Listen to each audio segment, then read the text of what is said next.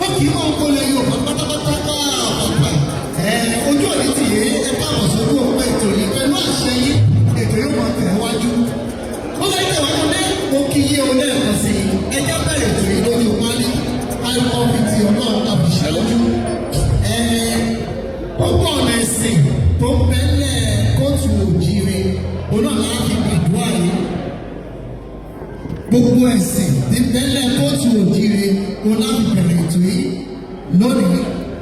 ẹ̀sìn wọn gbàgbé wípé àrùn mẹ́ta tí èdè ọ̀bẹ̀rẹ̀ àwọn náà làwọn ní èyí táwọn tẹ́lẹ̀ sí fún yín. ìyálóde gbogbo bí ẹ bá wà ìyálóde ẹ máa bọ̀ wájú. ìyálóde ẹ máa bọ̀ wájú. ìyálóde ẹ máa bọ̀ wájú. ẹ jẹ́ kí tọ́lá ṣáájú ká bẹ̀rẹ̀ ètò yìí lórúkọ ọba àjọkẹ́ ayé ọba àṣàkẹ́ ọ̀rọ̀ ọba tó lọ́jọ́ ọba tó nípa ọba tó nà púpọ̀ ọba tó nà ọba tó lòdì ọba tó lọ́la ọba tó gbogbo ní gbogbo ó lápá ní ọ̀làjì ni ó lápá kan wò kan yìí ó náà ló jí ọlọ́nìí ó làrú ńlá tó lọ́ ti gbogbo ayé ọ̀jẹ̀ gbogbo àwọn èèyàn tó wà ní yìí ẹ jọ̀wọ́ ẹ má jẹ́ káriwo sí o ẹ jọ̀wọ́ ẹ jẹ́ gbádùn ara wa bí èmi ṣe gbádùn tì ẹ sì má gbàgbé pé ètò ní gbogbo nǹkan ẹ jẹ́ ká ṣe létò létò ẹ jẹ́ ká ṣe létò létò ẹ jọ̀wọ́ ẹ má pín ètò yìí ẹ má pín ìdájọ́ ayé ayé àwọn ìjọba ní sùúrù ẹ̀dá ẹ má pín ètò yìí ẹ jọ̀wọ́ ẹ jọ̀wọ́ ẹ jọ̀wọ́ ẹ ní sùúrù náà ẹ sì máa lọ. ẹ ní sùúrù ẹ sì ní sùúrù náà. ó yá bàbá wa gẹ́gẹ́ bá yẹ sọ́lẹ̀ kan ẹja bẹ̀rẹ̀ sí pẹ̀lú àdúrà á gbà lọ́nà onígbàgbọ́ á sì gbà á lọ́nà ẹlẹ́sìn àbáláyé á sì tún gbà á lọ́nà ẹlẹ́sìn tí mùsùlùmí ẹja ṣe bó ṣe ṣe kó lè bá àdúgbò bó ṣe rí ẹ má jà ṣe bí tàwọn ará oko kó má lọ dàbí tàwọn ará oko ẹ má jà ṣe bí tàwọn oko ẹ jẹ́ ká ṣe bó ṣe ṣe kó má bà kó lè bá àdúgbò bó ṣe rí bàbá wa ẹ̀jẹ̀ àgbàdo bẹ̀ ẹ mú pọ̀ bẹ̀ ẹ ṣe ìyálóde nà ìyálóde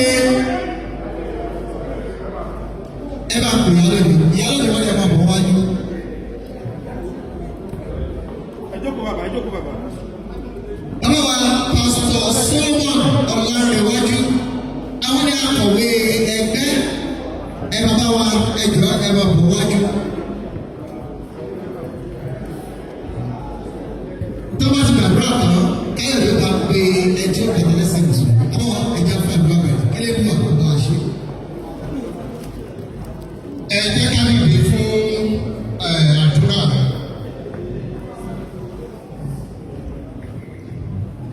mo kí yín ti ọ̀wọ̀tọ̀wọ̀ mo kí yín ti ẹ̀ṣọ́ tẹ̀ṣọ́ ẹ jẹ́ ká lè dé fún àdúrà. bàbá wa àti ọlọ́run wa dúpẹ́ lọ́wọ́ yín. A fi ògo fún orúkọ yín pé ẹ wà láàyè ní àárín wa a dúpẹ́ fún ìṣọ̀kọ́dé 2026. Father, we thank you. We give you glory. We thank you for the gift of this glorious day. For this is the day that you have made. We will rejoice and be glad in it. Lord God Almighty, we acknowledge your goodness. We acknowledge your mercy. We acknowledge your loving kindness and greatness in the midst of Ẹgbẹ́ Ọmọ Yorùbá Western Cape. Thank you, Lord God Almighty, for this season. King of kings, Lord of lords, we thank you for all our leaders. Thank you, Lord, for every member of this united association. We give you all the glory. Lord God Almighty, we have come together in the unity of faith, in the true spirit of Ishaka, committing this great celebration into your able hands. We pray, oh Lord God, that you will take control, bless this program, give us every best that we desire on this special occasion. Therefore, Father, we pray in all humility that you will honor this program. At the end of today's activities, let all glory, honor, and adoration be unto your holy name. Therefore, we have come together to declare this program blessed in the name of God the Father, in the name of God the Son, and in the name of God the Holy Spirit. Hallelujah. Let's put our hands together. Thank you, sir. Put your hands together for Pastor Solomon again. Put your hands together. Please, while we are still standing, we are shaking up. Yorùbá sọ pé láìpẹ́ ìdọ̀pẹ̀nu láìfọ̀ pápọ̀ lọ́pọ̀lọpọ̀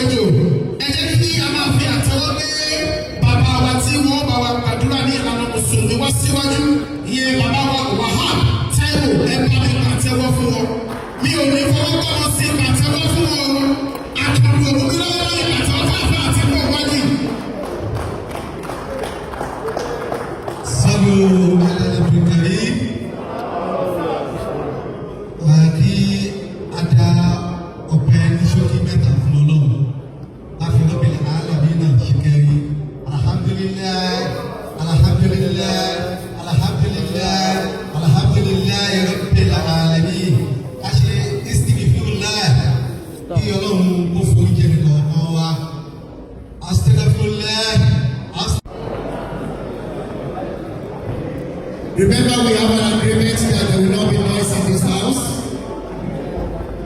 please let's have one house. Let's have one house. Please let's have one house. The moving up and down, please let's pause it for now. Can we please have one house, please? We are still having some noise in this angle. Please, can we have one house, please? One house, please. Let's suspend all the discussion till after the program. We are here for a Iseokan festival 2026. I'm so excited about it.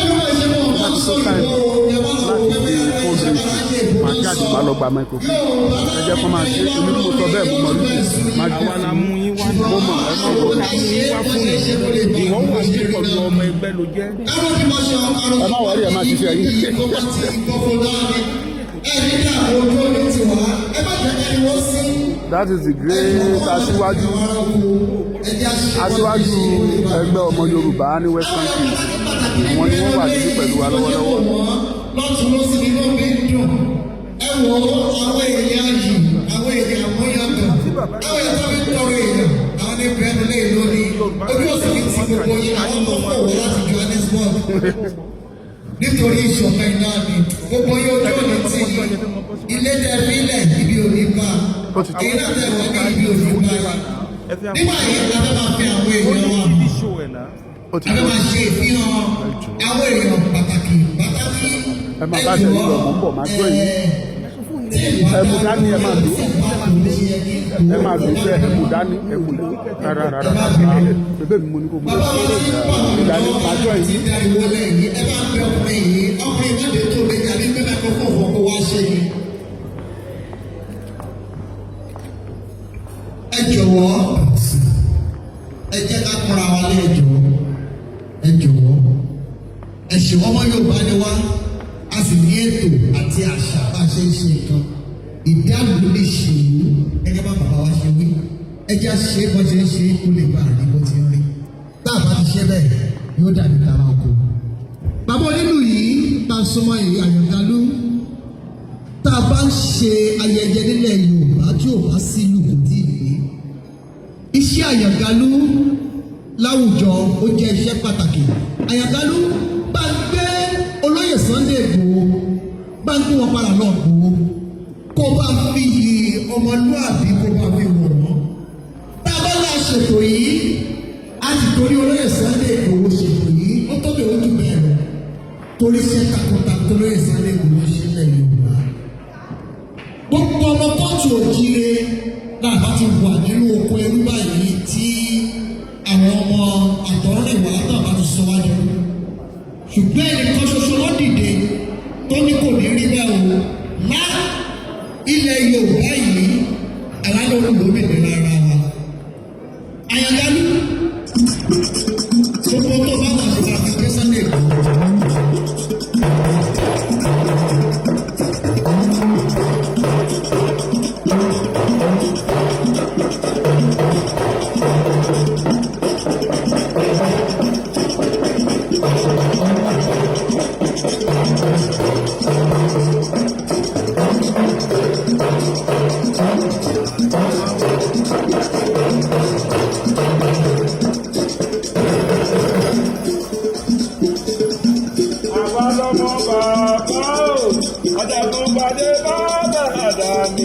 Aláàánú mẹ́kúnnù gbogbo lé ìkìyà gbogbo lé ìkìyà gbogbo lé ìkìyà.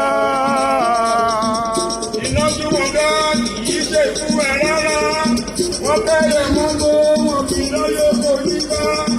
Àlèrè wọn tó ẹ̀ náà fẹ́ kí lọ́mí gbàgbé. Ohun tí òṣèwọ́ sí òun náà ń ra wọlé. Wọ́n lé ọtí tí Olúwa òkú wọlé. Àyàmọ́ òkú onílẹ̀ lẹ́jọ́. Awuyewuye, awuyewuye, awuyewuye, awuyewuye, awuyewuye, awuye ọ̀tẹ̀. Àwọn àdúgbò ìlú náà ní ìrọ̀kùnṣe. Ohun ẹ̀rí ẹ̀rí, ohun ẹ̀rí ẹ̀rí.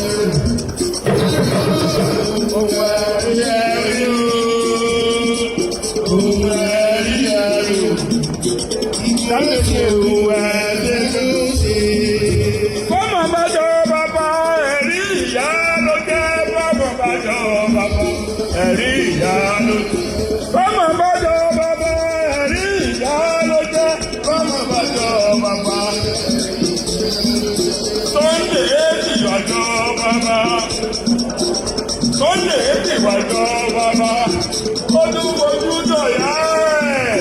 Tòótọ́ ni kìí ṣe rọ́bọ̀mọ̀ bá jọ bàbá ẹ̀rí ìyá. Mo ní kọ́mọ̀ bá jọ bàbá ẹ̀rí ìyá ló jẹ́. Kọ́mọ̀ bá jọ bàbá. Sunday ìwàjọ bàbá. Òhun ìwàjọ bàbá. Ojúbojú tọ̀yà ẹ̀. Tòótọ́ ni kìí ṣe rọ́bọ̀mọ̀ bá jọ bàbá. Eré ìwà kẹ́kẹ́kẹ́ pẹ̀lú lọ́wọ́. Èyí kẹ́kẹ́kẹ́ pẹ̀lú lọ́wọ́. Sísẹ̀ lórí tèmi. Sísẹ̀ lórí tèmi. Onírù tó lúrú ẹ̀.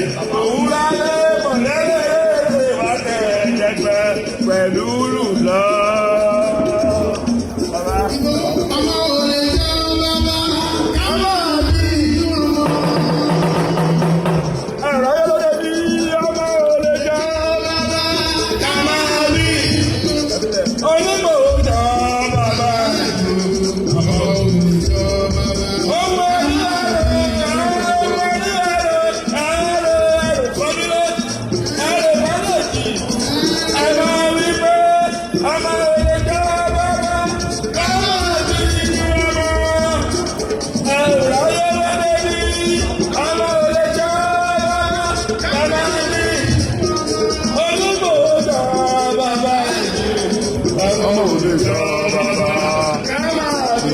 Ẹ ṣeun Ayọ̀dọ́lú nígbà tí orí ẹ̀ṣẹ̀ yìí wọ́n ní wípé àfikún bàbá wa Sunday Igboho àfikún wọlé ní ẹ ṣeun Ayọ̀dọ́lú ẹ ṣeun olùkọ́ ẹ̀ka wọ̀nyí ojú òde tì yín.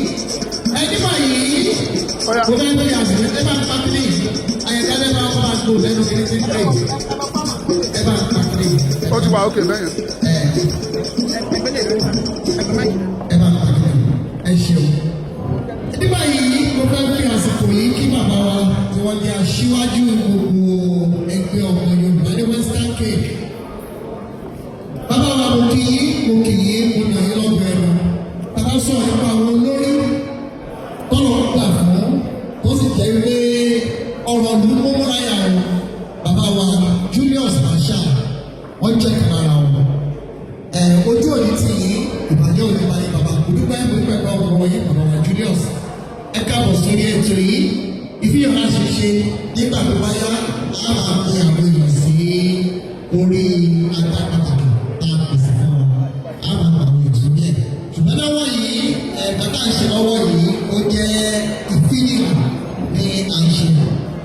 Mo ní báwọn máa sọ̀rọ̀ bàbá wa mọ̀ kí bí ọ̀pá kú olóyè ìlú púpọ̀ ni wọ́n tàbá sọ̀rọ̀ nípa àwọn èèyàn tọ́lọ́ ń gbà fún ìgbà Malaysia bí ọmọ agbègbè àkàlà ọmọ ìrìnjòkó ọlá ojú òní tí yìí bàbá wa kò dúpẹ́ lọ́wọ́ yìí ẹkú iṣẹ́ ìlú. Alábàgbé ìjọba àjọ sọ wípé ariwo gbọdọ̀ sí nínú ilé ẹ jọ̀wọ́ táwọn bá ti wà ó ti di nǹkan mìíràn ẹ jẹ́ ká ṣe bó ṣe ṣe kó lè gbà ní bó ti rí. Bàbá wa